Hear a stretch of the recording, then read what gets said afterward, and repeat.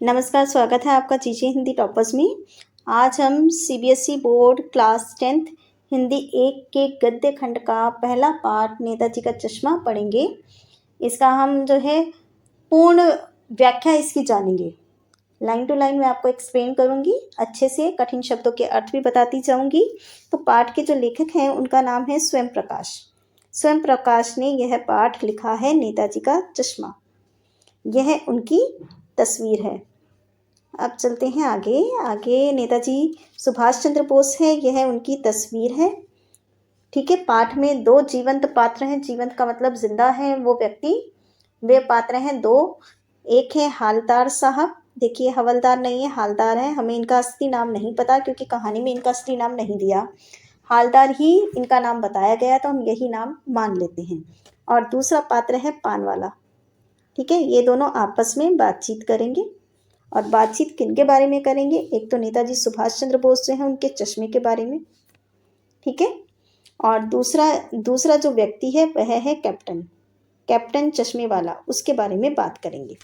हालदार साहब, पान वाला, ये 2 पात्र हैं। ये नेताजी सुभाष चंद्र बोस के चश्मे के बारे में बात करेंगे या फिर और कैप्टन चश्मे वाले के बारे में बात करेंगे। सुभाष चंद्र बोस जो है हमारे देश के प्रसिद्ध स्वतंत्रता सेनानी रहे हैं और इन्होंने एक बहुत ही प्रसिद्ध नारा दिया है। वह नारा क्या है? दिल्ली चलो। ठीक है, दिल्ली चलो, यह प्रसिद्ध नारा इन्होंने हमें दिया है। और इन्होंने साथ ही आज़ाद हिंद फौज का निर्माण भी किया है। एक और प्रसिद्ध नारा दिया है इन्होंने, तुम मुझे खून दो मैं तुम्हें आज़ादी दूंगा। तो इनका भारत की आज़ादी में एक अहम भूमिका इनकी रही है, मुख्य भूमिका रही है। इसलिए इनका नाम हमारे देश के स्वतंत्रता संग्राम में बहुत ही आदर और सम्मान के साथ लिया जाता है। यह कहानी इन्हीं के चश्मे के बारे में है। तो चलिए हम कहानी की शुरुआत करते हैं। अब पाठ में एक व्यक्ति है जिनका नाम है हालदार साहब। मैंने दूसरी बार कह रही हूँ हालदार साहब, ना कि हवलदार। हवलदार हो गया तो गलत हो जाएगा। जैसा नाम दिया है वैसा ही आपने समझना है। हालदार साहब है, एक कंपनी में काम करते हैं। कंपनी की तरफ से इन्हें एक जीप मिली हुई है और ड्राइवर मिला हुआ है। और कंपनी के काम से ही इन्हें हर 15वें दिन मतलब 15 दिन में 15 डेज में, ठीक है, कंपनी के काम के सिलसिले में एक कस्बे से गुजरना पड़ता है। कस्बा मतलब एक छोटा सा मोहल्ला एरिया, वहाँ से गुजरते हैं। अब जो हमारा ये फर्स्ट पैराग्राफ है ना इस पाठ का, इसमें 2 बातें 2 के बारे में बातें हैं। एक तो कस्बे का वर्णन है इसमें, और दूसरा नगर पालिका। ठीक है, इन दोनों का वर्णन आपको यहीं पे मिलेगा, बाकी पूरे पाठ में इनका कहीं जिक्र नहीं है। अगर कोई प्रश्न बनता है नगर पालिका और कस्बे के बारे में तो वो यहीं से बनेगा। अब कस्बे से गुजरना पड़ता है। कस्बा बहुत बड़ा नहीं है। ठीक है, पहला पॉइंट, कस्बा बहुत बड़ा नहीं है। पक्का मकान कहा जा सके वैसे कुछ ही मकान है, मतलब यहाँ पर पक्के मकान बहुत ही कम है। बाजार कहा जा सके ऐसा एक ही बाजार है। ठीक है, कस्बा बड़ा नहीं, छोटा है। पक्के मकान कुछ ही है, एक बाजार है। यहाँ पे कस्बों में लड़कों का एक स्कूल है, लड़कियों का एक स्कूल है, एक सीमेंट का छोटा सा कारखाना मतलब स्मॉल फैक्ट्री, छोटी सी फैक्ट्री है जहाँ सीमेंट बनता है, कारखाना है वह। 2 ओपन एयर सिनेमा घर हैं। ठीक है, एक नगर पालिका भी थी। ठो का कोई स्पष्ट अर्थ नहीं होता, यह नंबर्स के साथ लगता है। मैं फिर से यहाँ पे कस्बे का वर्णन यहाँ पे दोबारा आपको बता रही हूँ। कस्बा ज़्यादा बड़ा नहीं है, पक्के मकान यहाँ पर कम है, एक बाजार है, एक लड़कों का स्कूल है, एक लड़कियों का स्कूल है, एक सीमेंट का छोटा कारखाना है, 2 ओपन एयर सिनेमा घर है और एक नगर पालिका है। यह तो हो गया कस्बे के बारे में। अब आ जाते हैं हम नगर पालिका के बारे में। नगर पालिका बोलते हैं म्यूनिसिपैलिटी, जिसके अंडर बहुत सारे मतलब एरिया होते हैं। अभी तो हमने जोन में डिवाइड कर दिया है, पहले एरिया वाइज होता था। नगर पालिका के अंडर जो मोहल्ले होते हैं, जो कस्बे होते हैं, तो वहाँ पर स्वच्छता का, पानी का, स्वास्थ्य का और सड़कें वगैरह पक्की करवाने का, ये सारा काम नगर पालिका देखती है।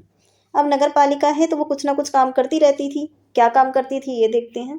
कभी कोई सड़क पक्की करवा दी, कच्ची सड़कें होंगी तो कभी कोई सड़क पक्की करवा दी। पेशाब घर बनवा दिए, पेशाब घर मतलब सार्वजनिक शौचालय। ठीक है, पब्लिक टॉयलेट्स जिन्हें बोलते हैं, वो बनवा दिए। कभी कबूतरों के लिए एक छतरी बनवा दी, सीमेंट की छतरी बनती थी पहले जिसके नीचे कबूतरों को दाना देते थे, वो बनवा दी। कभी कोई कवि सम्मेलन करवा दिया। यह इस तरह के काम वो नगर पालिका करवाती रहती थी कस्बे में। अब इसी नगर पालिका के एक उत्साही बोर्ड ने, उत्साही का मतलब एक्साइटेड, जोश भरे बोर्ड ने, अब बोर्ड क्या है जी, विभाग है। विभाग मतलब अलग अलग डिपार्टमेंट्स होते हैं नगर पालिका में। जैसे एक होता है स्वच्छता का विभाग, जो कूड़े कचरे का देखती है कि न कस्बे में गंदगी ना रहे, कूड़ा कचरा उठवाना। ठीक है। दूसरा होता है जल की व्यवस्था करना। इस तरह के अलग अलग विभाग होते हैं। तो या तो किसी उत्साही बोर्ड ने या किसी प्रशासनिक अधिकारी ने, प्रशासनिक अधिकारी एडमिनिस्ट्रेटिव ऑफिसर जो सारा कामकाज देखता है, तो उन्होंने एक बार यह तय कर ली, एक बार यह जो है सोचा कि शहर के मुख्य बाजार में, यहाँ पे जो शहर है ये वाला, इसका मतलब कस्बा है, कोई महानगर नहीं है, कोई मेट्रो सिटी नहीं है। शहर का मतलब ये कस्बा ही है जिसके बारे में हम बात कर रहे हैं, उसको शहर बोला है। कि यहाँ पे जो मुख्य बाजार है वहाँ पे एक मुख्य चौराहा है, चौराहा ऐसा जहाँ पे 4 राहें मिलती हैं, यहीं कहीं पे बाजार लगता होगा ऐसे ऐसे। तो चौराहे पर यहाँ पर इन्होंने सोचा एक मूर्ति लगवा दे यहाँ पर, इस चौराहे पर।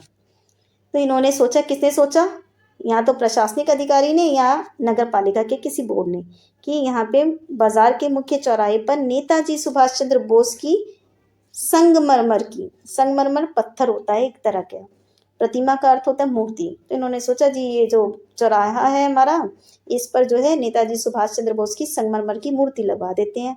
और ये जो हमारी कहानी है इसी प्रतिमा, इसी मूर्ति के बारे में है। और यहाँ कहीं पूरी मूर्ति के बारे में भी नहीं है, इसके सिर्फ एक छोटे से हिस्से के बारे में। और वह छोटा सा हिस्सा क्या है, नेताजी का चश्मा। अच्छा, अब ये देखिए, चश्मा हम क्यों लगाते हैं? जब हमारी आंखों की रोशनी कम हो जाती है या आंखों से क्लियर दिखाई नहीं देता, स्पष्ट दिखाई नहीं देता, तो हम चश्मा लगाते हैं। ठीक है, ताकि चश्मा लगा के हमें साफ साफ दिखाई दे, और बिना चश्मे के हमें असुविधा होती है, हम ठीक से देख नहीं पाते।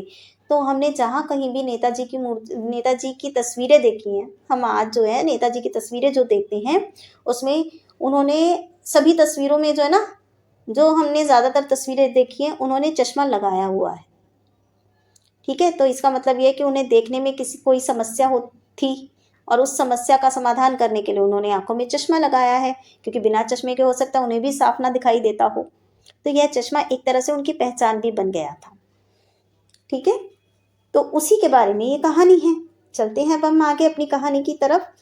अब लेखक कहते हैं, पूरी बात तो पता नहीं, लेकिन लगता है ये जो नगर पालिका है, इसे देश के अच्छे मूर्तिकारों की कोई जानकारी नहीं थी। ठीक है, देश के जो अच्छे मूर्तिकार हैं, जो अच्छी अच्छी मूर्तियां बनाते हैं, उनके बारे में ये नहीं जानती थी, ऐसा हो सकता है। और अच्छी मूर्ति की लागत अनुमान और उपलब्ध बजट। लागत का मतलब क्या होता है? लागत का मतलब होता है कॉस्ट प्राइस, खर्चा।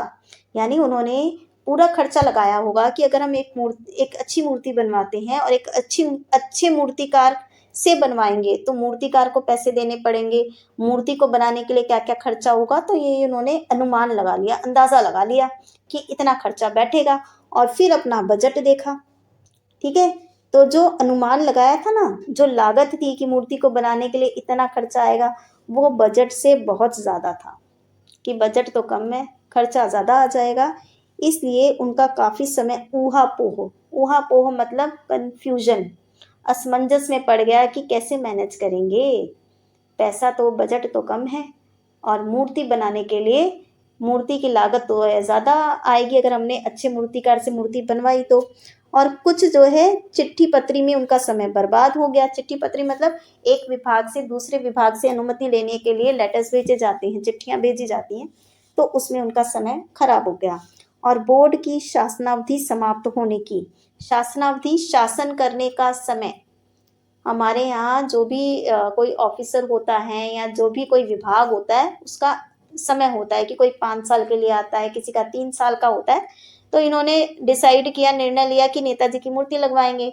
और काफ़ी समय तो इसी में चला गया कि भैया बजट कम है और पैसा ज़्यादा लगेगा, और जो है एक विभाग से दूसरे विभाग में चिट्ठी पत्री जा रही है, तो इसमें बहुत समय चला गया। और इनका जो शासन की जो अवधि है, इनका जो समय है, वो ख़त्म होने वाला था। अब जल्दबाजी में तो उन्होंने यह तय किया कि भाई यह काम जो है किसी स्थानीय कलाकार को दे देंगे। स्थानीय कलाकार, लोकल आर्टिस्ट को ही यह अवसर देने का निर्णय ले लिया कि उसी से मूर्ति बनवा लेंगे। और यह काम किसको दिया? कस्बे के, ये जो कस्बा है उसमें एक इकलौता हाई स्कूल है। इकलौता मतलब केवल एक ही हाई स्कूल था, और उस एक ही हाई स्कूल में एक ही ड्राइंग मास्टर था, मान लीजिए उसका नाम है मोतीलाल जी। उसको यह काम सौंप दिया कि आपको यह मूर्ति बनानी है। महीने भर में मूर्ति बनाकर पटक देने का विश्वास दिला रहे थे। महीने भर का समय दिया गया, इसमें उन्होंने मूर्ति बनानी है। और पटक देने का यहाँ अर्थ जो है फेंक देना नहीं है, जल्दबाजी में काम समाप्त कर लेना, यह अर्थ है कि भाई महीने भर में जैसे तैसे मूर्ति बनाकर लगा दो, ये पटक देने का यहाँ पर अर्थ है। ठीक है, यह विश्वास दिला दिया गया। अब आगे, अब मूर्ति जो है कैसी थी? मूर्ति संगमरमर की बनी हुई है, टोपी की नोक से कोट के दूसरे बटन तक कोई 2 फुट ऊंची, जिसे बस्ट कहा जाता है। मैं बस्ट आपको समझा देती हूँ क्या होती है, मूर्ति का कौन सा टाइप होता है। ये देखिए, टोपी की नोक से कोट के दूसरे बटन तक सिर्फ इतना ही हिस्सा मूर्ति में बनाया जाता है, बाकी इतना, ठीक है, इतना हिस्सा मूर्ति का बनाया जाता है, नीचे का हिस्सा नहीं होता। ठीक, और ये जो मूर्ति की ऊंचाई होती है ये 2 फुट होती है। ठीक है, इसको बोलते हैं बस्ट। इस तरह की मूर्ति को बस्ट कहा जाता है। तो यही हुआ, यहाँ पे बस्ट मूर्ति बनाई गई जिसमें 2 फुट की ऊंचाई थी, और नेताजी की टोपी की नोक से कोट के कोई दूसरे बटन तक का जो है इसमें दिखाया गया था। अब नेताजी जो हैं सुंदर लग रहे हैं, थोड़े मासूम लग रहे हैं और कमसिन लग रहे हैं। कमसिन मतलब युवा, यंग, कम उम्र के नेताजी दिखाए गए हैं, और फौजी वर्दी में हैं इन्होंने। फौजी वर्दी का मतलब होता है हमारी आर्मी यूनिफॉर्म, फौजी वर्दी इन्होंने पहनी हुई है। और मूर्ति को देखते ही नेताजी सुभाष चंद्र बोस ने जो 2 प्रसिद्ध नारे दिए थे, दिल्ली चलो और तुम मुझे खून दो वगैरह, याद आने लगते हैं। वे नेताजी को देखते हैं तो हमें ये 2 नारे याद आते हैं। तो इस दृष्टि से, इस नज़रिए से अगर देखें तो ये प्रयास किया गया है मूर्ति बनाने का, यह सफल है और सराहनीय है। सराहनीय का मतलब प्रशंसनीय, तारीफ के काबिल प्रयास है ये। लेकिन मूर्ति में एक चीज़ की कसर मतलब कमी है, जो देखते ही खटकती है। यानी मूर्ति को देखते हैं तो एक कमी नजर आ जाती है। वह क्या है? नेताजी की आंखों पर चश्मा नहीं था। चश्मा नहीं है, यानी चश्मा तो था पर संगमरमर का नहीं है। पूरी मूर्ति संगमरमर के पत्थर की बनी हुई है, लेकिन चश्मा पत्थर का नहीं है। अब तो फिर चश्मा कैसा था? चश्मा एक सामान्य सचमुच के चश्मे का चौड़ा काला फ्रेम, ठीक है, काला फ्रेम है, चौड़ा है, वो सचमुच का जैसा हम आंखों पर लगाते हैं वैसा ही चश्मा मूर्ति को पहना दिया गया। यानी मूर्ति पत्थर की है लेकिन चश्मा असली है। अब हालदार साहब जब पहली बार इस कस्बे से गुजरे और चौराहे पर पान खाने रुके, उन्हें चौराहे पर पान की दुकान दिखी तो उनकी भी आदत थी पान खाने की। पान खाने रुक गए और उन्होंने जो है यहाँ पे नेताजी सुभाष चंद्र बोस की मूर्ति को देखा, और पहली बार में उन्होंने इसे लक्षित कर लिया, इस कमी को लक्षित कर लिया, मतलब ध्यान दे दिया कि भाई यहाँ पर तो चश्मे में गड़बड़ है। गड़बड़ नहीं कह सकते हैं कि चश्मा जो है पत्थर का नहीं है, चश्मा तो असली लगाया हुआ है। और उनके चेहरे पर ये सब देखकर उनके चेहरे पर कौतुक का मतलब होता है जिज्ञासा, किसी भी बात को जानने की जिज्ञासा, क्यूरियोसिटी जिसे हम बोलते हैं। ठीक है, वो इस तरह की मुस्कान उनके चेहरे पर फैल गई। उनके मुस्कान से पता चल रहा था ये कुछ और भी जानना चाहते हैं। और उनके मुंह से निकला, वाह भाई क्या आइडिया है, नहीं क्या, वाह भाई यह आइडिया भी ठीक है, मूर्ति पत्थर की लेकिन चश्मा रियल यानी वास्तविक, असली। उसके बाद उनकी जो जीप है, देखिए ये जीप जो है उन्हें उनकी कंपनी ने दी है, जीप और ड्राइवर। अब उनकी जीप कस्बा छोड़कर आगे बढ़ गई। हालदार साहब जो है रास्ते में जीप में बैठे बैठे इसी मूर्ति के बारे में सोचते रहे, और अंत में इस निष्कर्ष होता है कंक्लूजन, सब कुछ सोच विचार कर जो हम एक निर्णय लेते हैं ना, वो निष्कर्ष पर पहुंचे कि कुल मिलाकर कस्बे के नागरिक होते हैं रहने वाले लोग, कस्बे के नागरिकों का उन्हें ये लगा कि भाई लोगों ने यह मूर्ति बनवाई है तो यह जो प्रयास है यह सराहनीय है। सराहनीय मतलब प्रशंसनीय है, भाई तारीफ करनी होगी, क्योंकि जो महत्व है ना, इम्पोर्टेंस जो है वो किसी मूर्ति के रंग रूप कद यानी हाइट का नहीं होता, भावना का होता है। भावना मतलब इमोशन का होता है, जिसके तहत यानी जिस भावना से यह मूर्ति बनाई गई है तो वो हम उसका तो महत्व बनता ही बनता है। वरना देशभक्ति तो आजकल मजाक की चीज़ होती जा रही है, वरना आजकल के लोगों के लिए देशभक्ति मजाक की चीज़ है। वो अपने देश से कोई प्यार व्यार करता नहीं है। ये था पहली बार। अब दूसरी बार जब हालदार साहब उसी कस्बे से गुजरे तो उन्हें मूर्ति में कुछ अंतर दिखाई दिया। इस बार कुछ जो है अंतर है। वो अंतर क्या है? उन्होंने ध्यान से देखा तो पाया कि इस बार चश्मा दूसरा है। पहली बार जब वो आए थे तो मोटे फ्रेम वाला चौकोर, चौकोर मतलब चार कोने वाला, ऐसा, ठीक है, काला था, मोटा चौकोर फ्रेम वाला चश्मा था। ये पहली बार का हो गया। ठीक है। अब जब दूसरी बार आए हैं तो दूसरी बार का चश्मा है तार के फ्रेम वाला गोल चश्मा, ऐसा, ठीक है, तार के फ्रेम वाला गोल चश्मा है। अब हालदार साहब का कौतुक, जिज्ञासा जो है, जानने की इच्छा और बढ़ गई कि भाई ये चश्मा कैसे बदल गया। फिर वो बोले, वाह भाई क्या आइडिया है, मूर्ति कपड़े नहीं बदल सकती लेकिन चश्मा तो बदल ही सकती है। कि कपड़े नहीं बदल सकती क्योंकि मूर्ति तो पत्थर की है, तो कपड़े पत्थर के बनाए हुए हैं, वो नहीं बदल सकती, पर ये चश्मा असली है तो ये चश्मा बदल जाता है। अब वो जब तीसरी बार आए तो तीसरी बार फिर से नया चश्मा। अब हालदार साहब की आदत पड़ गई, वो जब भी कस्बे से गुजरते चौराहे पर रुकते, पान वाली की दुकान पर पान खाते और मूर्ति को ध्यान से देखते। यह हर बार की उनकी आदत हो गई और उनको हर बार चश्मा अलग ही मिलता, चेंज मिलता था। एक बार उनका कौतूहल फिर से वही जानने की इच्छा, मतलब उनकी जो इच्छा थी वो दुर्दमनीय, उनका जो कौतूहल है ना वो दुर्दमनीय हो उठा। दुर्दमनीय इसका अर्थ होता है जिसका दमन ना किया जा सके, जिसको दबाया ना जा सके। उनकी इच्छा जो है वो इतनी बढ़ गई, उनकी जिज्ञासा, एक्साइटमेंट इतनी बढ़ गई कि उसको दबाना मुश्किल हो गया। तो उन्होंने क्या किया, पान वाले से ही पूछ लिया, क्यों भाई क्या बात है, तुम्हारे नेताजी का चश्मा हर बार बदल कैसे जाता है। पान वाला जो है, अब पान वाले का वर्णन आ रहा है, देखिए पान वाले का जो चरित्र चित्रण है ना, ये इसका चरित्र चित्रण, यह ऐसा सवाल है जो बोर्ड की परीक्षा में हर दूसरे साल आता है। हर दूसरे साल पूछ लेते हैं, पान वाले का चरित्र चित्रण कीजिए, तो उसी का बता रही हूँ। पान वाला जो है काला मोटा आदमी है, खुश मिजाज है। खुश मिजाज का मतलब होता है हर समय खुश रहने वाला, मुस्कुराने वाला। और ये काला है, मोटा है, इसकी आदत है कि वो हर समय पान खाता रहता है हर समय, और इसी कारण इसके जो दांत है ना उस पर लाल और काले धब्बे पड़ गए हैं। ठीक है। और हर समय ये जो है कैप्टन चश्मे वाले का मजाक भी उड़ाता है, और साथ ही साथ यह एक भावुक इंसान भी है जो कैप्टन की मृत्यु पर उदास हो जाता है। यह मैंने पूरा उत्तर बताया है इसका। अब जैसे जैसे हम आगे बढ़ेंगे आपको ये सारी लाइनें समझ में आ जाएंगी। अब पान वाला जो है, पान खाने की आदत है तो पान उसके मुंह में ठुसा हुआ था। वो एक काला मोटा खुशमिजाज आदमी था। हालदार साहब का प्रश्न सुनकर आंखों ही आंखों में हंसा, क्योंकि मुंह में तो पान है, नहीं हंस सकता, तो आंखों से पता चल रहा है वो हंस रहा है। मोटा आदमी है इसलिए उसकी तोंद हिली, और उसने पीछे घूम कर दुकान के नीचे पान थूका और अपनी लाल काली बत्तीसी दिखाकर, पान खाता है इसलिए दांत लाल काले हो गए हैं, बत्तीसी मतलब 32 दांत, 32 दांत होते हैं तो उसको बत्तीसी बोलते हैं। वो लाल काले हो गए हैं क्योंकि पान खाने से निशान पड़ गए हैं, धब्बे पड़ गए हैं। अब जो है मुस्कुराकर बोला कि कैप्टन चश्मे वाला करता है। हालदार साहब को नहीं समझ में आया, कहते क्या करता है।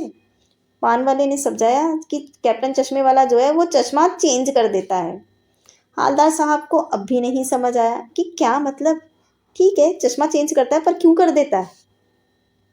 अब पान वाला समझाता है, मान लीजिए कोई गिराक माने ग्राहक, उनका कहने का मतलब है कैप्टन चश्मे वाला एक दुकानदार है जो चश्मे बेचता है। मान लो कोई ग्राहक, और वो जो है नेताजी की मूर्ति को चश्मा पहना देता है अपनी दुकान से। अब मान लीजिए कोई ग्राहक आ गया, उसको चौड़े चौखट माने चार चौखट वाला, चार कोने वाला चश्मा जैसा नेताजी की मूर्ति को पहनाया गया है, उस ग्राहक को चौड़े चौखट यानी चौड़े फ्रेम वाला चश्मा चाहिए। तो कैप्टन कहाँ से लाएगा, किधर से लाएगा। वो जो है उसको मूर्ति वाला दे देगा, मूर्ति ने जो चश्मा पहना वो दे देगा और उधर दूसरा बिठा देगा। उधर दूसरा बिठा देने का मतलब है मूर्ति को दूसरा चश्मा पहना देगा। अब हालदार साहब को बात थोड़ी थोड़ी समझ में आई। एक जो है चश्मे वाला है जिसका नाम कैप्टन है, ये लोग उसको कैप्टन बोलते हैं तो उसका नाम कैप्टन होगा, और उसे जो है नेताजी की बगैर चश्मे वाली मूर्ति बुरी लगती है। ठीक है, बुरी लगती है बल्कि आहत करती है। आहत माने दुखी करती है, मानो चश्मे के बगैर नेताजी को असुविधा हो रही है, थोड़ी मुश्किल हो रही है। देखिए कैप्टन चश्मे वाला है ना, अब जो है सुभाष चंद्र बोस जो है हमारे स्वतंत्रता संग्राम में उन्होंने बहुत ही मुख्य भूमिका निभाई। और सिर्फ सुभाष चंद्र बोस ही नहीं, और भी कई स्वतंत्रता सेनानी थे जिन्होंने अपने प्राणों का बलिदान दे दिया देश को आज़ाद कराने के लिए, ताकि आप हम सब इस देश में आज़ाद रह सकें। ठीक है। अब मैंने बताया था कि नेताजी जो है हमेशा चश्मा लगाए रहते थे, क्योंकि हो सकता है बिना चश्मे के उन्हें धुंधला दिखाई देता हो या उन्हें ठीक से दिखाई ना देता हो, तो एक तरह से चश्मा उस समय उनकी ज़रूरत थी। स्वतंत्रता सेनानी हैं तो हमारे देश के लोगों का यह कर्तव्य बनता है कि हम उनका आदर करें, सम्मान करें। उन्होंने जो बलिदान दिया है देश के लिए, हमें जो है उसका सम्मान करना चाहिए। और हमारा कर्तव्य बनता है कि हम जब भी इतने ऐसे लोगों की मूर्तियां बनाई जाएं तो वह पूर्ण रूप से बनाई जाए, आधी अधूरी ना बनाई जाए। तो यहाँ पर यही तो हुआ, नेताजी की आंखों पर चश्मा क्यों नहीं पहनाया गया, जबकि वो तो चश्मा पहनते थे। बिना चश्मे की जो मूर्ति है वो आधी अधूरी लगती है, पूर्ण रूप से नेताजी उसमें अपने पूर्ण रूप में दिखाई नहीं देते। ठीक है। तो एक तरीके से यह असम्मान की भावना को प्रदर्शित करता है, लापरवाही की भावना को प्रदर्शित करता है कि हम जो है ऐसे लोग जिन लोगों ने हमें आज़ाद कराने के लिए अपना सब कुछ त्याग दिया, अपना जीवन तक त्याग दिया, अपने जीवन के बारे में नहीं सोचा, और हम जो है ऐसी लापरवाही करते हैं। तो कैप्टन चश्मे वाले को जो है नेताजी की बगैर चश्मे की मूर्ति बुरी लगती है, बल्कि हो सकता है उसे आहत करती है। आहत का मतलब दुखी करना, और मानो उसे लगता हो कि बगैर चश्मे के नेताजी को असुविधा हो रही है, मुश्किल हो रही है। इसलिए वह अपनी एक छोटी सी दुकान में से जो भी गिने चुने उसके पास फ्रेम है चश्मे के, उनमें से एक जो है नेताजी की मूर्ति पर फिट कर देता है मतलब उन्हें पहना देता है। लेकिन जब कोई कस्टमर आता है, ग्राहक आता है, और उसे वैसे ही फ्रेम की दरकार मतलब उसकी मांग होती है, जैसा नेताजी ने चश्मा पहना है वैसा ही उसको चश्मा चाहिए। ठीक है। तो वो कैप्टन चश्मे वाला मूर्ति पर लगा फ्रेम नेताजी से क्षमा मतलब माफ़ी मांगते हुए ग्राहक को निकाल कर दे देता है, और बाद में नेताजी को दूसरा फ्रेम लौटा देता है, मतलब दूसरा चश्मा पहना देता है। यह बात उनको समझ में आ गई हालदार साहब को, और फिर वो कहते हैं, वाह भाई क्या आइडिया है, ये आइडिया भी अच्छा है कि किसी ग्राहक को चाहिए तो वो दे दिया और दूसरा पहना दिया। लेकिन अभी भी हालदार साहब को एक बात समझ में नहीं आई कि नेताजी का ओरिजिनल चश्मा कहाँ है, मूर्ति का ओरिजिनल चश्मा कहाँ है, ये बात समझ में नहीं आ रही थी। तो उन्होंने जो है पान वाले से फिर से पूछा, भाई एक बात समझ में नहीं आई, नेताजी का ओरिजिनल चश्मा कहाँ है। अब पान वाला इस समय मुंह में पान ठूस चुका था, दूसरा पान ठूस चुका है। दोपहर का टाइम था, उसकी दुकान पर ज़्यादा भीड़ भाड़ नहीं थी, और ये बात सुनकर वो फिर खुशमिजाज आदमी है, ऐसे सवाल सुन सुनकर वो हंस रहा है। फिर से आंखों ही आंखों में हंसा, उसकी तोंद थिरकी। कत्थे की डंडी, कत्था जो है पान में लगाया जाता है, तो उसकी डंडी फेंक दी, वो हाथ में थी तो फेंक दी। फिर पीछे मुड़कर उसने पान की पीक थूकी, ठीक है, और मुस्कुराया और बोला, वो तो मास्टर बनाना भूल गया। मास्टर यानी जिसने मूर्ति बनाई वो चश्मा बनाना भूल गया। अब पान वाला तो मुस्कुराकर बता रहा था क्योंकि उसके लिए यह एक मज़ेदार बात थी, लेकिन हालदार साहब के लिए चकित मतलब हैरान करने वाली और द्रवित मतलब इमोशनल करने वाली ये बात थी। यानी कि उन्होंने ये सोचा कि वो जो सोच रहे थे वो ठीक ही सोच रहे थे, कि मूर्ति के नीचे एक नाम लिखा हुआ है, मूर्तिकार मास्टर मोतीलाल। मूर्ति के नीचे एक नाम लिखा हुआ, मूर्ति के नीचे क्या होता है, मूर्ति बनाने वाले का नाम है, तो वो लिखा हुआ है मूर्तिकार मास्टर मोतीलाल। वो वाकई इस कस्बे का कोई अध्यापक रहा होगा, और बेचारे ने महीने भर में मूर्ति बनाकर पटक देने यानी लगा देने का वादा कर दिया होगा नगर पालिका से, और मूर्ति जो है उसने बना ली होगी। अब मूर्ति बना ली, लेकिन चश्मा क्यों नहीं है। जो मूर्तिकार है वो उसने चश्मा क्यों नहीं लगाया मूर्ति पर, इसके बहुत सारे यहाँ पर कारण हैं, वो हम कारण देखते हैं। पहला कारण क्या है, पत्थर में पारदर्शी चश्मा कैसे बनाया जाए, ये उसको नहीं समझ में आया। पारदर्शी का मतलब होता है ट्रांसपेरेंट, जिसके आर पार देख सके। उसने सोचा पत्थर का बनाऊंगा तो उसमें से आंखें कैसे दिखेंगी, उसको नहीं समझ में आया, ये पहला कारण। दूसरा, वो तय नहीं कर पाया होगा कि पत्थर का बनाए या कांच का चश्मा बनाए। उसको नहीं समझ आया कि इस तरह की मूर्ति पर कैसा चश्मा पहनाए, कांच वाला पहना दें या पत्थर का बनाकर पहनाए, उसे नहीं समझ आया, क्योंकि वो कोई अच्छा मूर्तिकार नहीं है, मूर्ति बनाना उसका काम नहीं है। ठीक है। तीसरा कारण ये है, हो सकता है उसने कोशिश की हो, मूर्ति बनाई हो, लेकिन असफल रहा हो।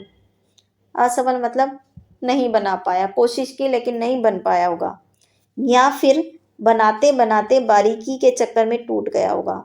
कोशिश की होगी, पहला तो ये हो सकता है कि भाई पत्थर का चश्मा बनाना कोई आसान काम नहीं है। कोशिश की होगी, नहीं बना होगा, लेकिन हो सकता है बना भी लिया होगा तो ठीक ढंग से नहीं बना, तो उसने सोचा होगा कि थोड़ा और अच्छे से बनाऊं, बारीकी से बनाऊं, इस चक्कर में जो बनाया वो भी टूट गया। ठीक है। चौथा कारण क्या है, पत्थर का चश्मा उसने अलग से बनाया होगा। मूर्ति से कैसे बनाए उसको, मतलब जिस पत्थर से मूर्ति बनाई गई है उसी से कैसे बनाए उसको नहीं समझ में आया। उसने सोचा होगा अलग से बनाकर लगा देता हूँ, तो अलग से बनाकर मूर्ति पर फिट किया होगा, लगा दिया होगा, लेकिन वो निकल गया होगा, वो गिरकर टूट गया होगा। ये था। एक और इसमें पांचवा कारण आता है, हो सकता है वह चश्मा बनाना भूल गया, वो आगे आएगा। तो ये 5 कारण हैं क्योंकि मूर्ति पर चश्मा क्यों नहीं है। अब हालदार साहब को ये जो सब है ये थोड़ा विचित्र, विचित्र माने थोड़ा अजीब सा लग रहा था, और कौतुक भरा भी। कौतुक भरा मतलब थोड़ा एक्साइटेड लग रहा था, वो जानना चाहते थे कि चक्कर क्या है, ये सारा माजरा क्या है। इन्हीं ख्यालों में खोए खोए उन्होंने पान के पैसे चुकाए, और लेकिन उनको ये समझ में आ गया कि भाई एक आदमी है कैप्टन चश्मे वाला, जो नगर पालिका द्वारा लापरवाही बरती गई और मास्टर मोतीलाल द्वारा जो मूर्ति में कमी की गई है उसको पूरी करता है, क्योंकि उसके मन में अपने देश के लिए प्रेम है, देशभक्ति की भावना है, और देश पर मर मिटने वालों का वो बहुत ही सम्मान करता है, और वो नेताजी की मूर्ति को अधूरी नहीं देख सकता। ठीक है। तो मन ही मन कैप्टन चश्मे वाले की देशभक्ति के समक्ष, समक्ष मतलब सामने, नतमस्तक होते हैं, यानी मन ही मन उन्होंने कैप्टन को जो है अपना नतमस्तक मतलब मस्तक, सिर, नत माने झुकाना, उन्होंने मन ही मन उसको अपना सिर झुकाया, और जो है अपनी जीप की तरफ जाने लगे, लेकिन अचानक फिर से रुक गए, पीछे मुड़े और पान वाले के पास फिर चले गए हैं और पूछते हैं, ये जो कैप्टन चश्मे वाला है ना, ये कौन है, ये क्यों करता है ऐसा। ठीक है, क्यों करता है वो तो समझ में आ गया, देशभक्त है, लेकिन ये है कौन। तो वो पूछते हैं कि भाई ये कैप्टन चश्मे वाला नेताजी का साथी है, क्योंकि यह पाठ जो है ज़्यादा पुराना नहीं है, आज़ादी के कुछ समय बाद लिखा गया था, तो उस समय वो लोग जिंदा थे जिन्होंने आज़ादी से पहले का समय भी देखा था। इसलिए वो पूछते हैं कि कैप्टन कौन है, नेताजी का कोई साथी है या उनकी जो आज़ाद हिंद फौज है उसका कोई भूतपूर्व सिपाही। भूतपूर्व मतलब होता है पहले का। ठीक है, कोई सिपाही है क्या उनकी फौज का। अब पान वाला इस समय नया पान खाने चला था। ठीक है, पान उसके हाथ में है, हाथ से कोई अपने मुंह से उसने अपने हाथ को 1.5 इंच दूर रोका जिसमें उसने पान पकड़ा हुआ था। उसने हालदार साहब को ध्यान से देखा कि भाई ये तो बहुत सारे प्रश्न पूछे जा रहे हैं, कभी ये कभी वो। ठीक है, ये प्रश्न सुनकर भी उसने लाल काली बत्ती सी दिखाई और फिर मुस्कुराया और बोला, नहीं साहब, ये इम्पॉर्टेंट लाइन है, ज़रा देखना। नहीं साहब, वो लंगड़ा क्या जाएगा फौज में, पागल है पागल। देखिए, पान वाले की टिप्पणी है कैप्टन चश्मे वाले के लिए, नहीं साहब, वो लंगड़ा क्या जाएगा फौज में। इससे पता चलता है कि कैप्टन चश्मे वाला एक लंगड़ा आदमी है, और पागल है पागल। पान वाले की नज़रों में वो एक पागल है जो नेताजी की मूर्ति को रोज चश्मा पहना देता है। पान वाला उसका मजाक उड़ा रहा है। ठीक है, यानी कि ऐसा व्यक्ति जो देश के लिए, स्वतंत्रता सेनानियों के लिए इस तरह की भावना रखता है, लोग उसे पागल समझते हैं। तो एक तरह से मजाक उड़ाना हो गया। फिर आगे कहता है, वो देखो वो आ रहा है, आप ना उसी से बात कर लो, फोटो वोटो छपवा दो उसका कहीं। अब हालदार साहब को पान वाले द्वारा एक देशभक्त का इस तरह मजाक उड़ाया जाना अच्छा नहीं लगा कि इसको पागल क्यों बोल रहे हैं ये। ठीक है, उन्हें अच्छा नहीं लगा। और फिर जो है जिस तरफ उसने इशारा किया था ना, किसने इशारा किया था? पान वाले ने इशारा करके कहा था, वो देखो वो आ रहा है, उसका फोटो वोटो छपवा दो। तो जिस तरफ इशारा किया उसी तरफ मुड़कर उन्होंने देखा तो अवाक रह गए। अवाक का मतलब होता है मुंह से कोई शब्द ना निकलना। यह उस स्थिति में होता है जब हैरानी इतनी बढ़ जाए कि मुंह से कोई शब्द ना निकले। इंसान जो है हक्का बक्का रह जाता है हैरानी से। तो वो भी इतने हैरान हो गए। उन्होंने क्या देखा? पान वाला एक बूढ़ा आदमी है, मरियल सा कमजोर सा आदमी है, दुबला पतला सा, और लंगड़ा है। वो लंगड़ा है, मरियल है, बूढ़ा है, और उसने अपने सिर पर गांधी टोपी पहनी हुई है। अभी मैं आपको तस्वीर में दिखा दूंगी। और आंखों पर उसने काला चश्मा भी लगाया है। उसके एक हाथ में छोटी सी संदूकची है और दूसरे हाथ में बांस पर टंगे हुए बहुत से चश्मे लिए वह अभी एक गली से निकला था और अब एक बंद दुकान के सहारे अपना बांस टिका रहा था। अब देखिए, ये मैं बता देती हूँ, ये है कैप्टन चश्मे वाला। यहाँ से आपको जल्दी समझ में आ जाएगा। देखिए, कैप्टन चश्मे वाला है, लंगड़ा है, एक पैर नहीं है, ठीक है। ये गांधी टोपी पहनी इसने आंखों पे भी चश्मा लगा रखा है, अपने काला चश्मा। ये उसकी संदूकची है, संदूकची पेटी जैसी होती है जिसमें इसका ज़रूरी सामान रहा होगा। बांस होता है ये डंडा, और ये है उसके चश्मे का, ये है जिस पे इसने चश्मे टांग रखे हैं। कोई दुकान वुकान नहीं है। ये ऐसे कौन करता है? ये बांस पे जो चश्मे टंगे गली गली में घूमता है, आवाज़ दे देकर चश्मे बेचता है। जो आवाज़ दे देकर सामान बेचते हैं उन्हें फेरी वाला बोलते हैं, ठीक है। ये एक फेरी वाला है, इसकी कोई दुकान भी नहीं है। जैसा हवलदार साहब सोच रहे थे ना कि भाई दुकान होगी इसकी, पर ये इस बेचारे की तो कोई दुकान ही नहीं है। ये तो लंगड़ा सा आदमी है और गरीब है। गरीब ही होगा ना, चश्मे जो है घूम घूम कर बेच रहा है, दुकान नहीं है तो गरीब है। देखिए, गरीबी के बाद भी जो इंसान गरीब होगा वो अपना फायदा नुकसान तो देखता है ना। तो ये देखो, इसके पास इतने कम चश्मे हैं लेकिन इसने अपना फायदा और नुकसान नहीं देखा। ये उनमें से भी एक चश्मा रोज नेताजी को पहनाता है। तो आप देख सकते हैं ये कितना श्रद्धा भाव रखता है नेताजी के प्रति, देश से कितना प्यार करता है। अब जो है हवलदार साहब समझ गए इस बेचारी की तो दुकान भी नहीं है। हवलदार साहब को जो है अब क्या हुआ, हवलदार साहब जो है चक्कर में पड़ गए कि भाई ये ऐसा व्यक्ति है, और वो पूछना चाहते थे कि भाई लोग इसे कैप्टन क्यों कहते हैं? क्या यह इसका वास्तविक नाम है? इसका असली नाम भी कैप्टन ही है, कैप्टन क्यों कहते हैं लोग? पर पान वाले ने साफ साफ बता दिया था कि वो अब इस बारे में और बात करने के लिए तैयार नहीं है। और दूसरी तरफ हवलदार साहब का जो ड्राइवर है वो भी बेचैन हो रहा था। हवलदार साहब को भी काम था, तो वो चुपचाप जो है जीप में बैठकर चले गए। अब 2 साल बीत गए ऐसे ही। हवलदार साहब जो है 2 साल बीत गए। हवलदार साहब अपने काम के सिलसिले में कस्बे से गुजरते रहे और नेताजी की मूर्ति पर चश्मों को देखते रहे, बदलते हुए चश्मों को। हर बार जो है नेताजी की मूर्ति पर चश्मा बदल जाता था। कभी गोल चश्मा होता, कभी चौकोर, कभी लाल, कभी काला, कभी धूप का चश्मा, कभी बड़े कांचों वाला गोगो चश्मा, पर कोई ना कोई चश्मा होता ज़रूर। यानी कैप्टन चश्मे वाले के रहते हुए मूर्ति पर कभी भी ऐसा नहीं हुआ कि कोई चश्मा ना हो। यह उसकी देशभक्ति को दिखाता है, ठीक है। अब उस धूल भरी यात्रा यानी ये जो कस्बा है धूल मिट्टी से भरा होगा। जब हवलदार साहब वहाँ से गुजरते थे तो धूल उड़ती थी। तो उस धूल भरी यात्रा में हवलदार साहब को कौतुक मतलब जिज्ञासा और प्रफुल्लता खुशी, थोड़ी जिज्ञासा, किसी भी बात के बारे में जानने की इच्छा, ठीक है, एक्साइटमेंट और खुशी के कुछ क्षण यानी पल देने के लिए यह काफ़ी था। फिर एक बार ऐसा हुआ कि मूर्ति के चेहरे पर कोई भी कैसा भी चश्मा नहीं था, ठीक है। एक दिन ऐसा आया चश्मा नहीं है, और उस दिन पान की दुकान बंद थी। चौराहे पर अधिकांश यानी ज़्यादातर दुकानें उस दिन बंद थी। तो हवलदार साहब को पता नहीं चला कि भाई ऐसा क्यों हुआ है।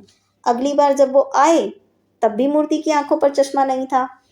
तो उस दिन पान की दुकान खुली थी। तो हवलदार साहब ने पान खाया और पान वाले से पूछा, क्यों भाई क्या बात है, आज तुम्हारे नेताजी की आंखों पर चश्मा नहीं है? देखिए, हर बार जो है हवलदार साहब नहीं, पान वाला जो है हवलदार साहब का प्रश्न सुनकर मुस्कुरा जाता है, लेकिन इस बार वो उदास हो गया, ठीक है। उसने पीछे मुड़कर, क्योंकि पान खाने की आदत है तो पान खा रहा था, मुंह का पान नीचे थूका, लेकिन इस बार सिर झुका लिया और अपनी धोती के सिरे से, धोती के सिरे मतलब धोती के कोने से जो है उसने अपनी आंखें पोंछी, यानी कि उसकी आंखों में आंसू आ गए यह सवाल सुनकर। ठीक है, और वो बोला कि कैप्टन मर गया, कि कैप्टन चश्मे वाला जो है वो मर गया। यहाँ इससे पता चलता है कि पान वाला जो एक भावुक इंसान है। ठीक है, वो कैप्टन चश्मे वाले का मजाक तो उड़ाता था, लेकिन मन ही मन उसकी देशभक्ति का सम्मान भी करता था। और जब कैप्टन चश्मे वाला मर गया तो वह पान वाला उदास भी हो गया और उसकी आंखों में आंसू भी आ गए। हो सकता है जिस दिन चौराहे पर दुकानें बंद थी वो इसी कारण बंद हुई हो, जिस दिन, क्योंकि उस दिन कैप्टन की मृत्यु हुई होगी। ये सारे लोग जो है मोहल्ले के, कस्बे के सारे लोग जो है कैप्टन का मजाक उड़ाते थे। उस व्यक्ति का असली नाम कैप्टन तो नहीं होगा, ये लोगों ने नाम दिया है व्यंग्य में यानी मजाक में उसका नाम दिया था। क्योंकि ये जो है नेताजी को चश्मा पहनाता था, तो उन्होंने, नेताजी की फौज में कैप्टन होते ना, फौज में कैप्टन होते, तो उन्होंने मजाक मजाक में इसको कैप्टन कहना शुरू कर दिया, अरे ये कैप्टन है, ये कैप्टन है करके। पर चाहे मजाक में ही नाम दिया हो, यह कैप्टन चश्मे वाले के लिए बहुत ही उचित नाम बनता है, उचित लगता है यह नाम। ठीक है, कैप्टन मर गया। अब हालदार साहब जो है और कुछ नहीं पूछ पाए, चुपचाप खड़े रहे, फिर पान के पैसे चुकाए, जीप में बैठे और रवाना हो गए। रवाना का मतलब होता है आगे बढ़ जाना, आगे चले गए। रास्ते में क्या सोच रहे हैं, रास्ते में बार बार सोचते क्या होगा उस कौम का, कौम माने जाति, जाति यानी हम भारतीयों के लिए बोल रहे हैं कि क्या होगा हमारा। हम क्या करते हैं अपने देश की खातिर, ऐसे लोग जो अपनी घर गृहस्थी घर परिवार, जवानी, जिंदगी सब कुछ, होम मतलब बलिदान देने वाले, ऐसे लोग जो अपने देश के लिए सब कुछ बलिदान कर देते हैं। और हम भारतीय, हमारी जो कौम है, हम क्या करते हैं उन पर हंसते हैं, ऐसे लोगों पर। ठीक है, ऐसे लोगों पर हंसते हैं और अपने लिए बिकने के मौके ढूंढते हैं। ये भ्रष्टाचारियों के लिए बोला है उन्होंने, कि भ्रष्टाचारी लोग जो देशभक्तों का मजाक उड़ाते हैं, ऐसे देशभक्त जो देश के लिए सब कुछ अपना त्याग देते हैं, उन पर हंसते हैं, उनका मजाक उड़ाते हैं और खुद मौका ढूंढते हैं बिकने के लिए, अपने स्वार्थ के लिए, अपने फायदे के लिए देश का नुकसान कर देते हैं। तो ये सब सोचकर वो दुखी हो गए और 15 दिन बाद जो है वो फिर से उसी कस्बे से गुजरे। तो कस्बे में घुसने से पहले ही, ठीक है, कस्बे में मतलब कस्बा आने वाला है, उसमें घुसने से पहले ही उन्हें ख्याल आया, यह विचार आया, कस्बे की हृदय स्थली, हृदय माने दिल, स्थल माने स्थान, कि इस कस्बे का जो दिल है वो उसका चौराहा है और वहां पर नेताजी सुभाष चंद्र बोस की मूर्ति लगी है। तो हृदय स्थली चौराहे को बोला गया, बाजार में जो चौराहा है उसे, वहां पर सुभाष की प्रतिमा होगी, सुभाष की मूर्ति लगी होगी, प्रतिष्ठापित मतलब लगी है। ठीक है, लेकिन सुभाष की आंखों पर चश्मा नहीं होगा। चश्मा क्यों नहीं है, क्योंकि मास्टर बनाना भूल गया और कैप्टन मर गया।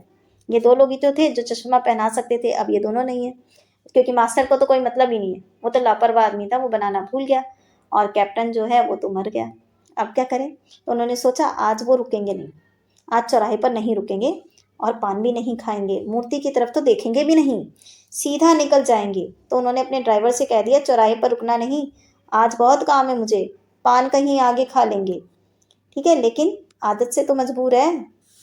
ठीक है, जैसे ही चौराहा आया उनकी आंखें मूर्ति की तरफ उठ गई, अपने आप ही उठ गई, और उन्होंने कुछ ऐसा देखा कि वो अचानक से चीखे। क्या चीखे कि रोको, ड्राइवर को कह रहे हैं रोको। अब जीप उस समय स्पीड में थी, ड्राइवर ने जोर से ब्रेक मारे तो जो रास्ता चलते लोग थे वो देखने लगे अचानक क्या हुआ। अब जीप रुकते न रुकते, जीप तो थोड़ा धीरे होके रुकेगी ना, उससे पहले ही हालदार साहब जीप से कूद गए और तेज तेज कदमों से मूर्ति की तरफ लपके, मूर्ति की तरफ चले और मूर्ति के ठीक सामने जाकर अटेंशन में खड़े हो गए। अटेंशन होता है सावधान, सावधान की मुद्रा, सावधान की पोजीशन। जब हम राष्ट्रगान गाते हैं तो हम सावधान होकर खड़े होते हैं, हिलते डुलते नहीं हैं। सावधान की जो मुद्रा होती है वो हम सम्मान की भावना दिखाने के लिए जो है सावधान की मुद्रा को अपनाया जाता है। हम राष्ट्रगान के प्रति सम्मान व्यक्त करते हैं, इसलिए हम उस समय हिलते डुलते नहीं है, अटेंशन में खड़े हो जाते हैं। तो यही जो है हालदार साहब ने किया, मूर्ति के सम्मान में वो अटेंशन में खड़े हो गए। ऐसा क्या देखा था उन्होंने देखा था कि मूर्ति की आंखों पर सरकंडे से बना छोटा सा चश्मा मूर्ति की आंखों पर सरकंडे से बना छोटा सा चश्मा रखा हुआ था, जैसा बच्चे बना लेते हैं। सरकंडा होता है लंबी लंबी घास के तिनके, घास ही होती है एक तरह से, लेकिन वो थोड़ी लंबी लंबी होती है। तो बच्चे जो है घास को थोड़ा सा गांठ वाट बांध के शेप बना लेते ना, ऐसे। तो ऐसा ही चश्मा जो है बना हुआ था, देख के ही पता चल रहा था बच्चों ने बनाया है घास से। तो ये सब देखकर हालदार साहब जो है भावुक हो गए और इतनी सी बात पर उनकी आंखें भर आई। यह बात इतनी सी नहीं थी, इस बात में बहुत गहराई छिपी हुई है। मूर्ति की आंखों पर बना हुआ सरकंडे का चश्मा क्या दर्शाता है? यह चश्मा बच्चों द्वारा बनाया गया था। बच्चे कौन हैं? हमारे देश की भावी पीढ़ी, आने वाली पीढ़ी है, हमारे देश का भावी भविष्य है, आने वाला भविष्य है, जिन पर देश की प्रगति उन्नति निर्भर करती है। यही वो पीढ़ी है जो देश को आगे लेकर जाएगी। अब जो है कैप्टन चश्मे वाला नेताजी की मूर्ति को चश्मा पहनाता है, यह उसकी देशभक्ति को दिखाने का तरीका है। हो सकता है इन बच्चों ने कैप्टन चश्मे वाले को देखा हो कि यह व्यक्ति रोज जो है नेताजी की मूर्ति को चश्मा पहनाता है, तो उन्होंने नेताजी के बारे में जानने की कोशिश की होगी। तो उन्हें यह पता चला नेताजी कौन है। उन्हें हमारे स्वतंत्रता संग्राम के बारे में पता चला कि हमारे देश को आज़ाद करवाने के लिए कितने ही स्वतंत्रता सेनानियों ने अपनी जान गंवाई है। ठीक है, अपनी जान गंवाई है। तो यह सब जब उन्हें जाना होगा तो उन्हें नेताजी का महत्व पता चला होगा और उनके मन में भी देश के लिए देश प्रेम की भावना जागी होगी। स्वतंत्रता सेनानियों के प्रति जो है आदर सम्मान श्रद्धा का भाव जागा होगा जब उन्होंने यह देखा कि नेताजी ने कैप्टन चश्मे वाले की मृत्यु हो गई है और नेताजी की मूर्ति अब अधूरी है, उन्हें चश्मा कोई नहीं पहना रहा है। तो ये बच्चे आगे आए और इन्होंने सरकंडे का चश्मा बनाकर नेताजी को पहना दिया। यानी हमारे देश की जो युवा पीढ़ी है उनके मन में भी देश प्रेम की भावना है, यह दिखाता है।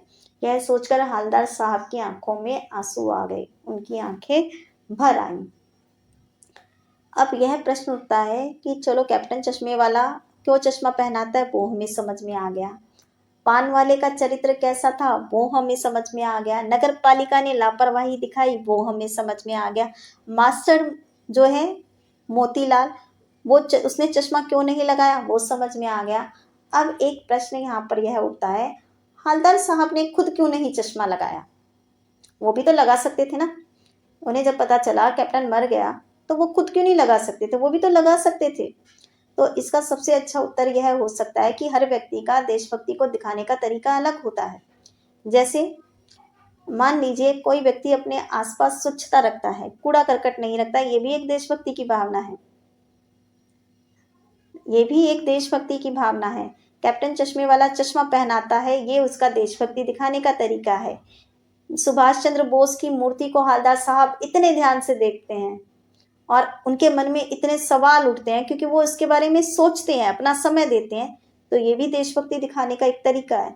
वरना चौराहे पर कितने ही लोग जाते होंगे, किसी को क्या मतलब पड़ा है, किसी को क्या फर्क पड़ता है चश्मा लगा है ना लगा है, कोई मूर्ति लगी है ना लगी, किसी को कुछ नहीं मतलब, सब लोग निकल जाते हैं। लेकिन वो ध्यान देता था। तो यह भी देशभक्ति दिखाने का एक तरीका है। तो मुझे उम्मीद है यह समझ में आ गया होगा।